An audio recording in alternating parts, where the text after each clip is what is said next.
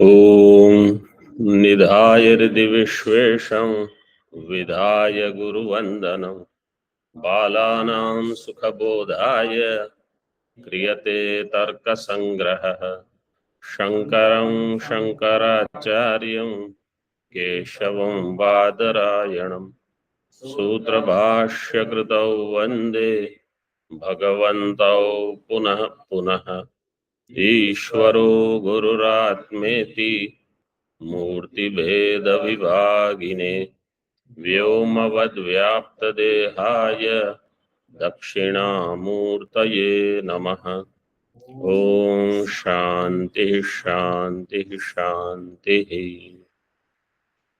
विषय का जन्यत्वे सति शरीर इंद्रिय भिन्नत्वे च सति उपभोग साधनात्मक विषय।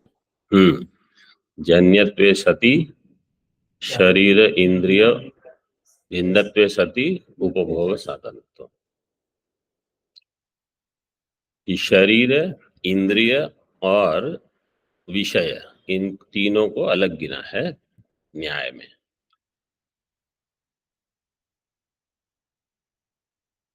विशेषण के साथ एव का जब योग होगा तो उसका अर्थ क्या है? अयोग व्यवच्छेद, अयोग का व्यवच्छेद। विशेष्य के साथ जब एव का योग होगा तो अन्य योग व्यवच्छेद, और क्रिया के साथ एव का जब योग होगा तो अत्यंता योग व्यवच्छेद। विशेषण और एव का दृष्टांत क्या है? शंखः पांडर एव। और क्रिया के साथ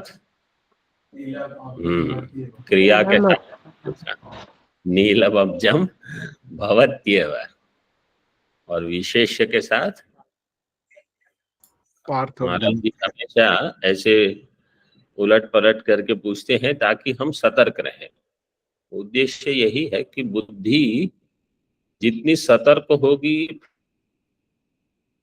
ब्रह्मनिष्ठा में उसका उपयोग होगा। तथा च, ये हम पृष्ठ 10 पर हैं। तथा च नीलम तमश्चलति इति प्रत्ययः, दूसरी पंक्ति में किरणावली में नीलम तमश्चलति इति प्रत्ययः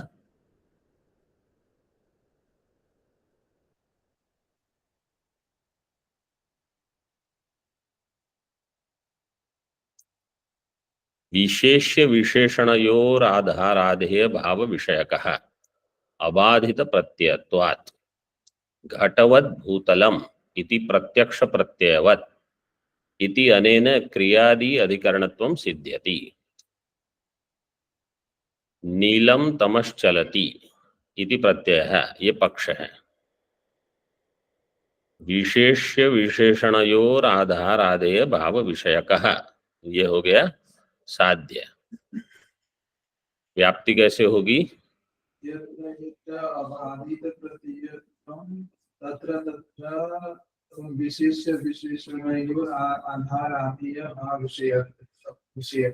विषयकत्वम यत्र यत्र अबाधित प्रत्ययत्वम तत्र तत्र विशेष्य विशेषणयोराधाराधेय भाव विषयकत्वम, ये व्याप्ति हो जाएगी।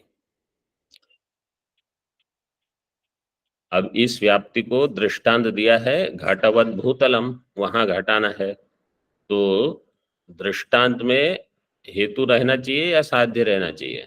दोनों रहने चाहिए। तो घटवत भूतलम, हाँ, घटवत भूतलम में अबाधित प्रत्ययत्वम है।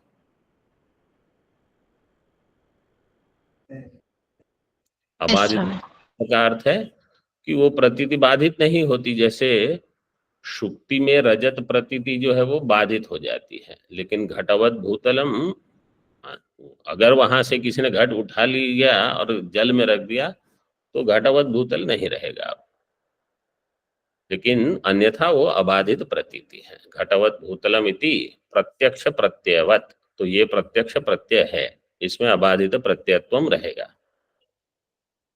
और इसमें विशेष्य विशेषण यो हो आधार आधेय भाव विषयकत्वम, ये देखना है। तो घटवत भूतलम, इसमें आधार क्या है? भूतल आधार है और घट आधेय है, मतलब वहां रखा गया है। तो घटवत भूतलम, इसमें विशेष विशेषण, वही विशेष विशेषण आधार आधेय भाव। घटवत भूतलम में विशेषण क्या होगा? घट हो गया विशेषण, घट वाला भूतल, भूतल है विशेष्य, वहां घट, घट वाला भूतल, और अन्य हो जाएगा घट अभाव वाला भूतल। तो ऐसे घटवत मतलब घट विशिष्ट भूतल, भूतल हो गया विशेष्य। तो जो विशेष्य है वो यहाँ आधार है, और विशेषण यथा संख्य दिया है, देखो पंक्ति में, विशेष विशेषण जो हो आधार आधेय भाव विषयकत्वम। तो दृष्टांत में हेतु रहा, साध्य रहा। अब आप देखो पक्ष में, नीलम तमस चलती, नीलम तमस चलती में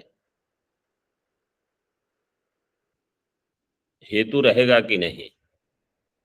तो नीलम तमस चलती ये प्रत्यय तो है, अब ये अबाधित प्रत्यय है कि नहीं? तो सिद्धांति कहेगा कि, सिद्धांति मतलब जो यहाँ न्याय का पूर्व पक्षी है वो सिद्धांति, मतलब वेदांति भी यही कहेंगे। पूर्व में यहाँ कहा मीमांसक है, लेकिन दोनों, उत्तर मीमांसा भी मानता है और पूर्व मीमांसा भी मानता है कि अंधकार एक भिन्न द्रव्य है, तमह एक अलग द्रव्य आपको मानना पड़ेगा। तो नीलम तमस चलती, चित सुखी में इसका अच्छे से प्रतिपादन हुआ है। नीलम तमस चलती इति प्रत्यय है।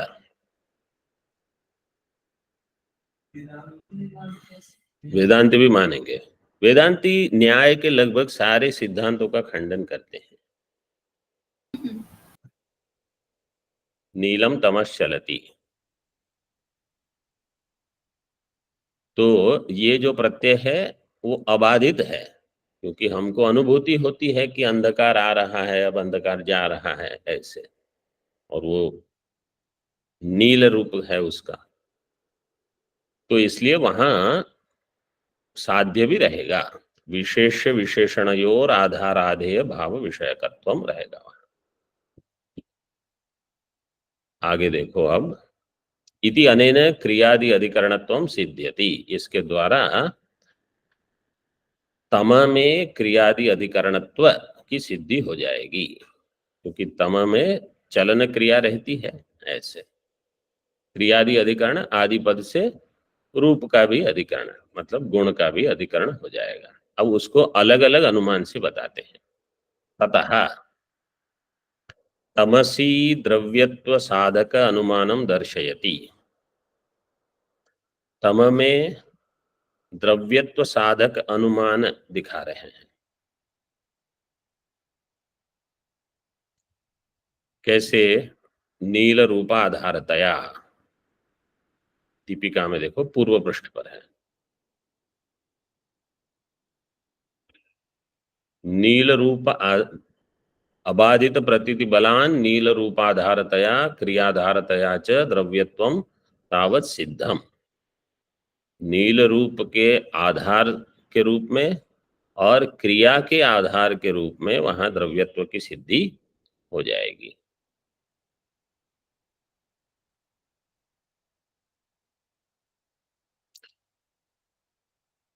टीका में देखो अनुमान दिया है, तमः द्रव्यम समवायेन नील रूपवत्वात्, तमः द्रव्यम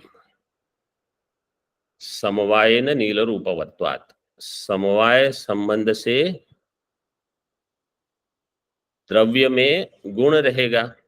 द्रव्य में गुण किस संबंध से रहेगा? समवाय संबंध से।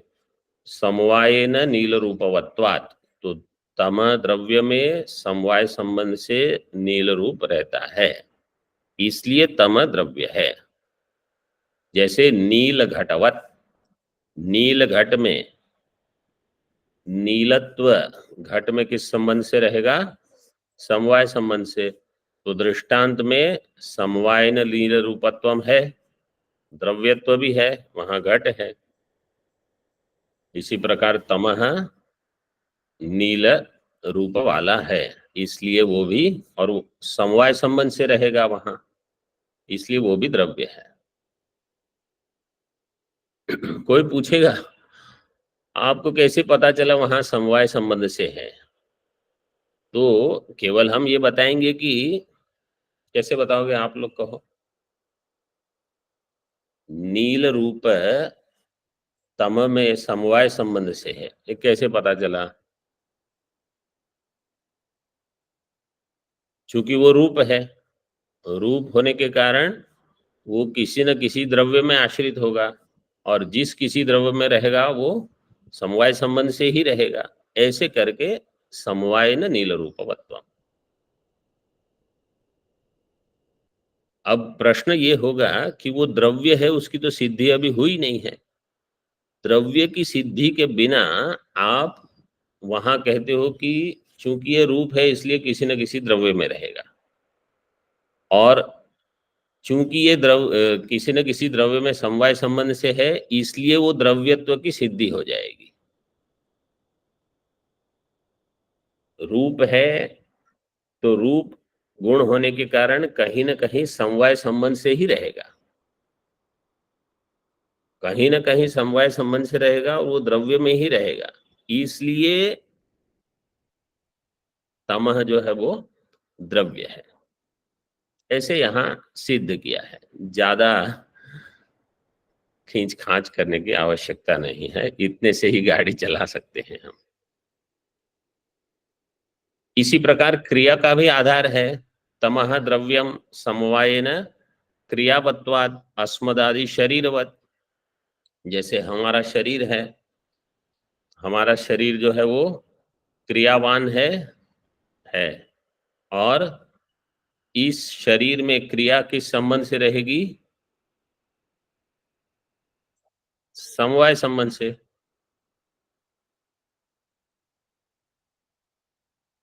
किसी भी द्रव्य में क्रिया समवाय संबंध से रहेगी।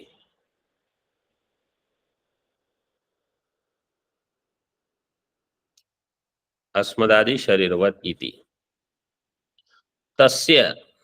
तो इसलिए तम में भी क्रिया रहने के कारण, क्रिया कैसे है? क्योंकि तमह आ रहा है और जा रहा है, ये अनुभूति होती है, तो इसलिए वहां क्रिया है, इसलिए किसी द्रव्य में वो आश्रित रहेगी, और द्रव्य में क्रिया केवल समवाय संबंध से होती है, इसलिए समवायन क्रियावत्वम है, इसलिए तम द्रव्य है। तस्य पृथिव्याम अनंतर भावम दर्शयति। दो चीज यहां पूर्व पक्षी को सिद्ध करनी है। पूर्व पक्षी मतलब जो न्याय का पूर्व पक्षी है, वो मीमांसक, उसको दो चीज सिद्ध करनी है। एक कि तमह द्रव्य है, उसकी सिद्धि हो गई, क्योंकि वो गुण वाला है, क्रिया वाला है, क्रिया और गुण के आधार रूप से वो द्रव्य होगा। दूसरी सिद्धि क्या करनी है? समवाय संबंध तो हो गया, दूसरी सिद्धि क्या करेगा वो? वो नव नव द्रव्य से के अतिरिक्त है, 10वां द्रव्य। कि तमा जो है वो नौ द्रव्य से अतिरिक्त द्रव्य, ये भी सिद्धि करनी पड़ेगी, नहीं तो कोई कह रहा, जैसे पहले कहा कि किसी एक द्रव्य में उसका अंतर्भाव हो जाए, आपको अन्य द्रव्य मानने, द्रव्य माना वो तो ठीक है, लेकिन अन्य द्रव्य मानने की क्या आवश्यकता है? किसी न किसी और इसमें मान लो।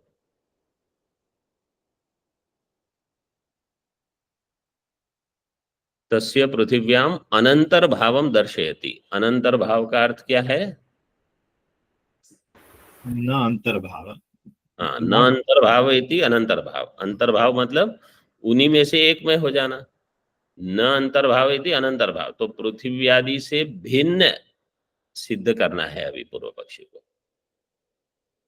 तस्य पृथिव्याम अनंतर्भावम दर्शयति तत्रेति।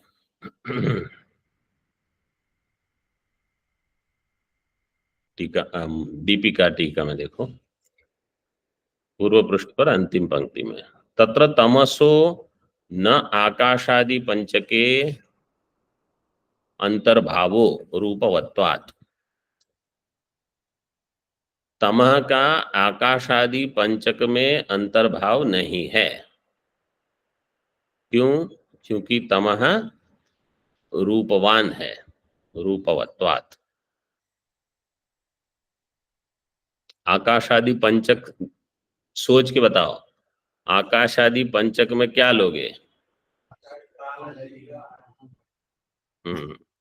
आकाश काल दिग आत्मा मन है, क्योंकि टीका में दिया है आकाश आदि पंचके आकाश काल दिग आत्मा मनस्सु। वेदांत में जब आप पढ़ते हो वहां आकाश आदि पंचक शब्द दिया होता है, तो आकाश आदि से वायु, तेज, जल, पृथ्वी ऐसे पंच महाभूत लेते हैं। यहाँ आकाश से, आकाश आदि पंचक में आकाश काल दिग आत्मा मन लिया। क्यों? ये तो भी बताना पड़ेगा ना, उत्तर तो दे दिया आप लोगों ने। नहीं। हाँ हाँ, क्योंकि यहाँ ऊपर क्या दिया है? तमसो न आकाशादि पंचके अंतर्भावो रूपवत्वात्। तमह रूप वाला है, इसलिए उसका आकाशादि पंचक में अंतर्भाव नहीं है। तो आकाशादि पंचक कैसा होगा? अरूप होगा, तभी तो उसका अंतर्भाव नहीं है ना। ऐसे अरूपत्वात् तमह, तमसो आकाशादि अंतर्भावो न, ऐसे रूपवत्वात् दिया है, मतलब रूपवान तमह है, ऐसे समझना। अच्छा, इस पृष्ठ में 9 नंबर पृष्ठ में एक जो टिप्पणी है नीचे विनिगमना के लिए, वो इस टीका में तो नहीं आई है, वो वास्तव में न्याय बोधिनी की है ना। हाँ, लेकिन यहाँ परिभाषा थोड़ी अलग दी है। एकस्यैव पक्षस्य साधिका युक्ति ही, युक्ति ही, एकस्यैव पक्ष साधिका युक्ति ही। वास्तव में उसकी परिभाषा हम क्या कहते हैं? एकतर पक्षपातिनी युक्ति। वो भी वहां लिख लो।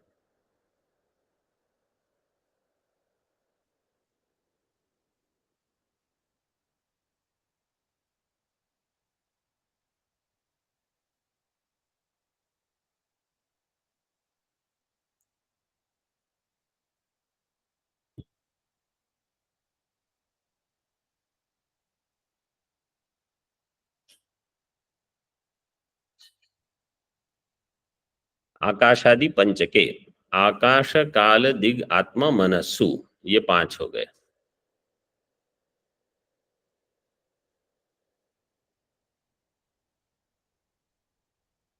इन 5 में रूप का अभाव है, ठीक है।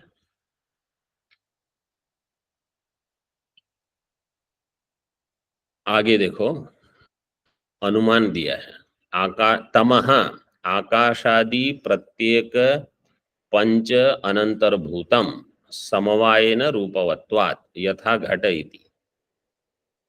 तमः आकाशादि प्रत्येक पंच अनंतर्भूतम, तम जो है वो आकाशादि प्रत्येक पंच के अनंतर्भूत है। अनंतर्भूत का अर्थ है उनसे भिन्न है, उनसे व्यतिरिक्त है। उन तम का आकाशादि प्रत्येक पंच में अंतर्भाव नहीं है,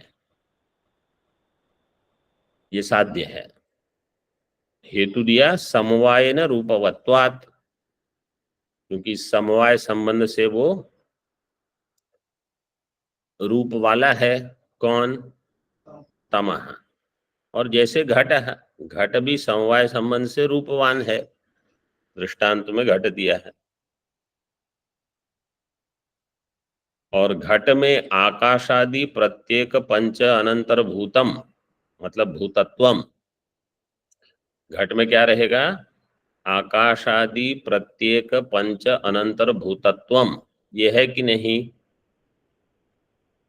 है स्वामी जी। क्योंकि हाँ, क्योंकि घट में आकाशत्व नहीं है। कालत्व, दिक्त्व, मनत्व, आत्मत्व नहीं है, उसमें पृथ्वीत्व है। तो आकाशादि प्रत्येक पंच अनंतर भूतत्वम नहीं है, मतलब वो आकाशादि पांच में नहीं है। आकाशादि पंचक, आकाशादि पंचक उसको ध्यान में रखो, अगर चाहिए तो वो पंक्ति वहां लिख लो कुछ, आकाश काल दिग आत्मा मन, तो उसका वो अंतर्भाव, तम का अंतर्भाव इनमें नहीं है। इसलिए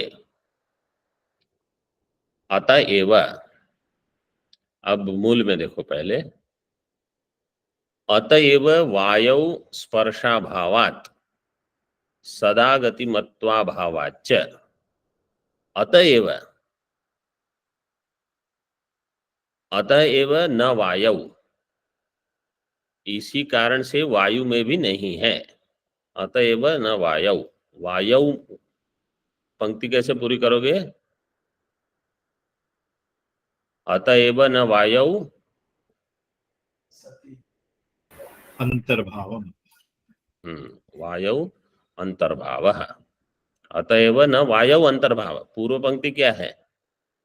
आकाशादि पंच के अंतर्भाव न, तो वायौ अंतर्भाव न, वो सब में अंतर्भाव अंतर्भाव नहीं है, इसलिए तम विलक्षण द्रव्य सिद्ध होगा।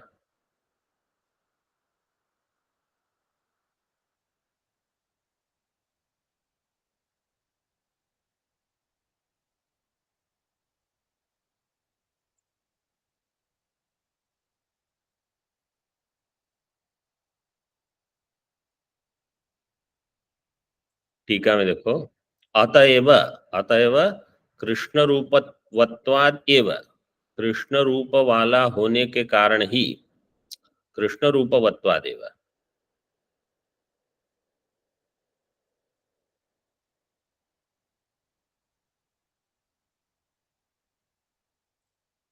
कृष्ण रूप वाला कौन है?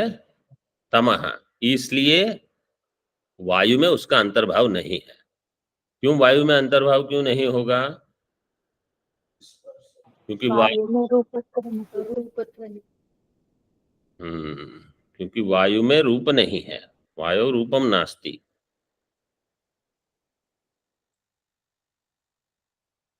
एक, और फिर दूसरा हेतु दिया है, वो आगे है।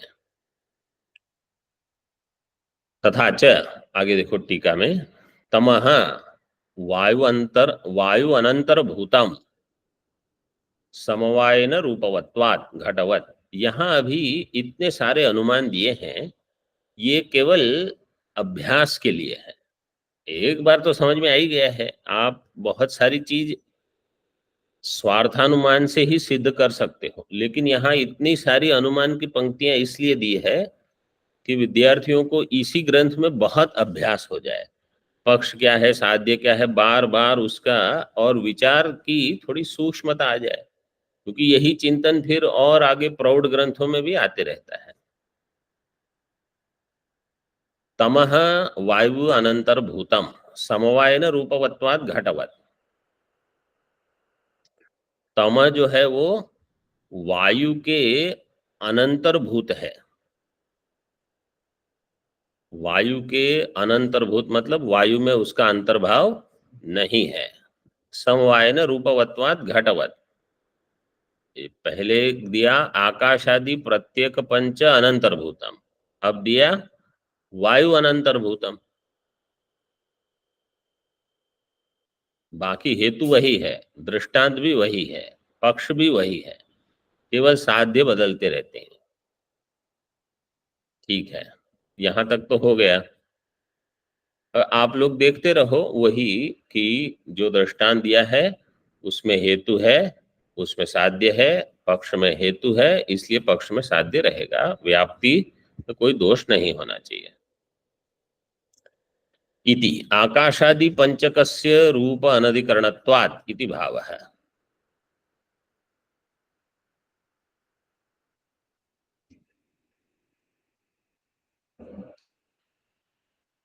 अतएव का अर्थ ये भी हो सकता है क्या, आकाशादि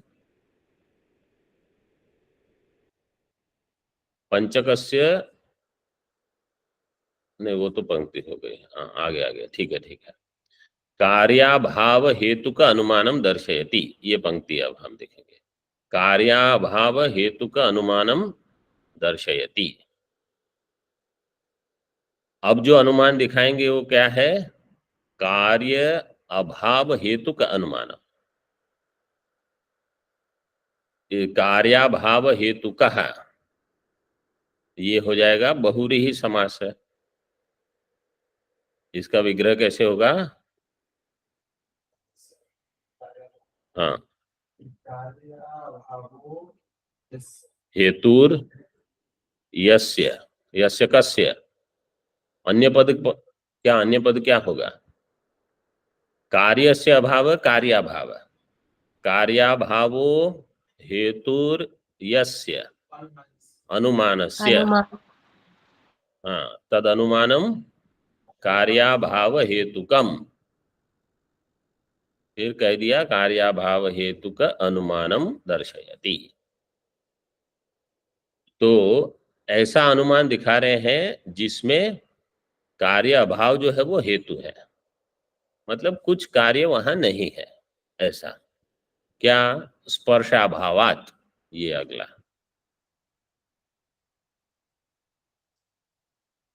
टीका में देखो, तथा च तमः वायु अनंतर भूतम स्पर्शाभावात। अब ये हेतु है, इसमें अभाव रूप हेतु है, कार्याभाव हेतु हो गया। स्पर्शाभावात आकाशवत, स्पर्शाभावात में घट को दृष्टांत नहीं दे सकते। क्यों? क्योंकि वहां स्पर्श है, वहां स्पर्श का अभाव नहीं है, इसलिए आकाश का दृष्टांत दे दिया। बाकी पक्ष वही रहा, वायु अनंतर भूतम वही साध्य है जो पूर्व में दिया था। पहले कहा समवायन रूपवत्वात्, और स्पर्श अभाव, तम का स्पर्श नहीं होता, आते जाते कोई चीज काली नहीं हो जाती है, वो आके चला जाता है, तो स्पर्श वहां बिल्कुल नहीं है। और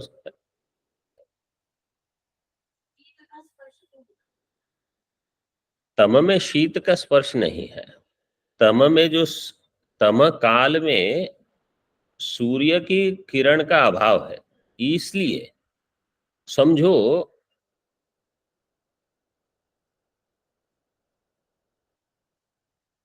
जिस दिन बहुत गर्मी हुई है दिन भर, तो रात को भी गर्मी होती है, तो तमस को उसको कोई लेना देना नहीं।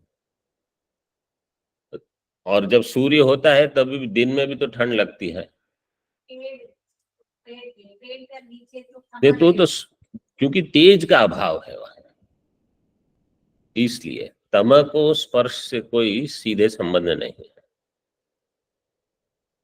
इसलिए वो कहेंगे कि तम वास्तव में क्या है?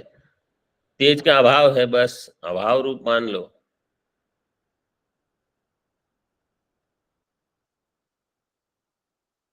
कार्याभाव हेतु का अनुमानम दर्शयति स्पर्शाभावादिति। तथा च तमः वायु अनंतर्भूतम स्पर्शाभावाद आकाशवत इति। यहाँ तक रखते हैं। ओम पूर्णमदः पूर्णमिदं पूर्णात् पूर्णमुदच्यते पूर्णस्य पूर्णमादाय पूर्णमेवावशिष्यते। ओम शांति शांति शांति।